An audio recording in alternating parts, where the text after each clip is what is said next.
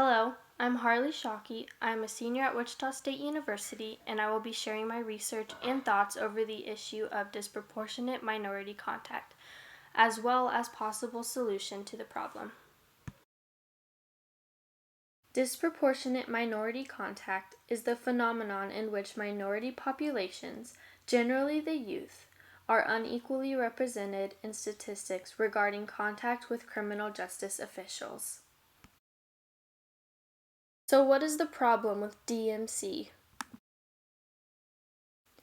A study in 2011 found that over 36% of all delinquency cases handled by the United States juvenile courts involved minority youth, while the population of all minority youth only make up 21% of the nation's entire youth population.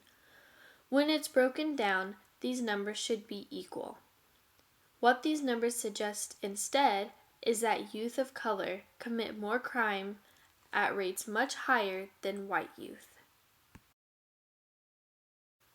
The cause of disproportionate minority contact is debated between two major sides. One side believes it is caused by racism brought on by law enforcement and other professionals in the criminal justice field, while the other tends to believe it is simply the fact that minority groups commit crimes at a higher rate. Although there are isolated incidents of racism throughout law enforcement, they are far more rare than the media would have you believe. For the longest time, I sat on the side believing that minority groups just committed more crimes than their white counterparts. However, the issue is much deeper than that. The simple fact is, minorities do not commit more crimes than whites. Studies show that youth of color were arrested 1.5 times more often than white youth, despite similar offending rates. This is a concept that took me a while to understand.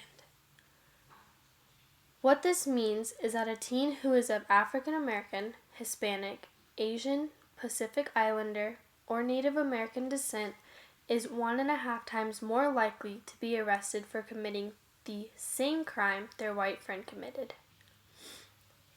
Maybe you're still not convinced.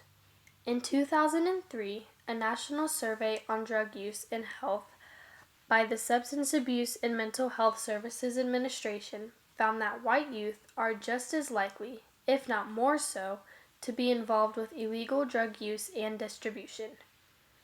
A key difference is that white youth tend to use and sell drugs in their homes, while minority youth are more likely to do so on street corners and in other public neighborhood gathering areas. Why is disproportionate minority contact an issue?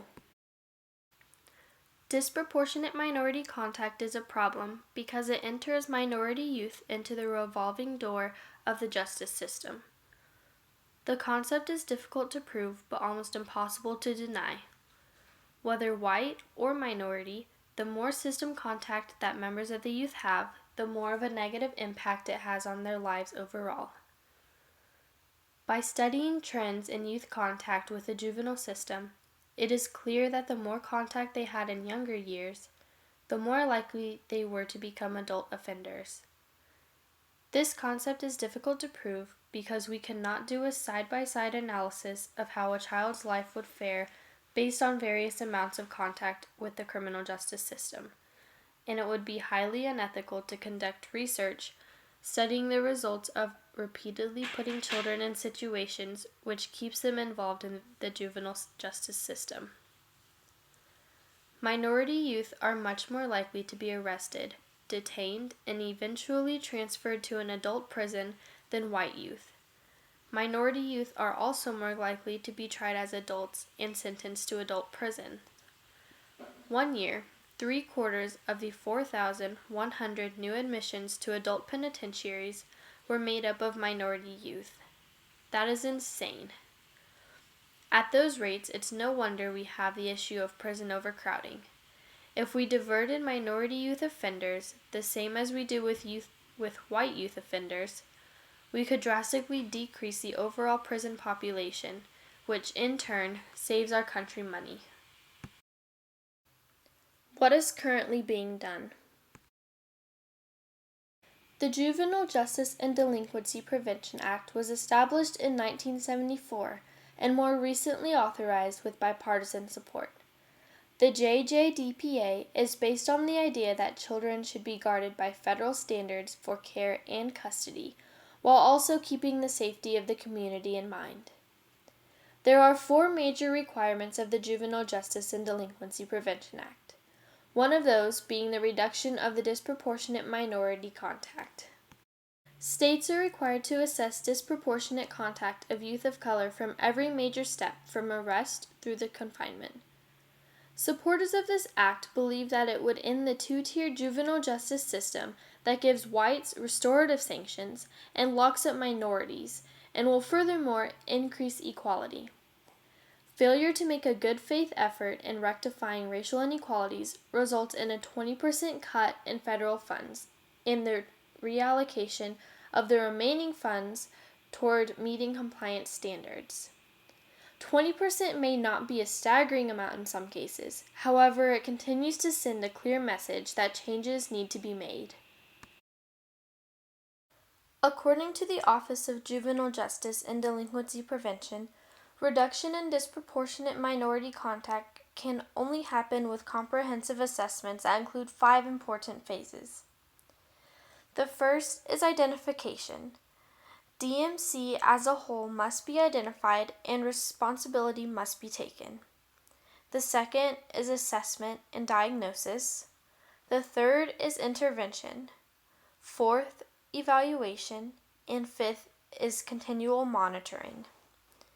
We have implemented these principles in Sedgwick County, and the response has been amazing. Most times it is difficult to fix a problem until it has been brought to the surface and analyzed. Oftentimes, disproportional minority contact begins with the contact of a law enforcement officer. Because of this, there is the stigma that law enforcement officers are racist. However, when confronted with the statistics of disproportionate minority contact, most officers were welcome of change and were not even aware that this was happening. These responses lead me to believe that identification is the most important step in successfully diminishing disproportional minority contact. Here in Wichita, we have already began the process of eliminating disproportionate minority contact. During the early phases of contact with the juvenile system, youth go through an offender risk screening, which helps us divert low-risk offenders away from confinement and into alternative solutions such as home supervision, minimum security shelters, and electronic monitoring. We try to keep juveniles out of the system as much as we can in order to eliminate contact and lessen the chance they continue cycling through the justice system. Wichita criminal justice officials also receive cultural diversity training, which helps them better understand, relate, and help minority offenders. Adam Foss gave a TED Talk about his vision for a better justice system. Although this has to do with youth delinquents of all races, it especially comes into play when we discuss youth of color. Foss discusses the prosecutor's choice to prosecute to the full extent of the law or to take another approach, get creative, and work on another solution which will actually help the child. Disproportionate minority contact happens again and again when we try so hard to punish minority juvenile delinquents and continue processing and pushing them through the juvenile justice system until they reach the age or status at which we are able to transfer them into the adult corrections system. I believe that a better solution to diminish disproportionate minority contact is to go about it the way that Adam Foss has.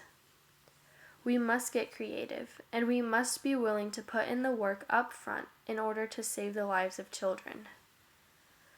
Because that is basically what happens. When we continue to ignore DMC and not take action, we continue to take lives from children, ultimately sentencing them to life in a revolving door of corrections. The programs we have in place today, which offer alternatives to detention facilities, tutoring, and after-school activities for minority neighborhoods and schools, are excellent.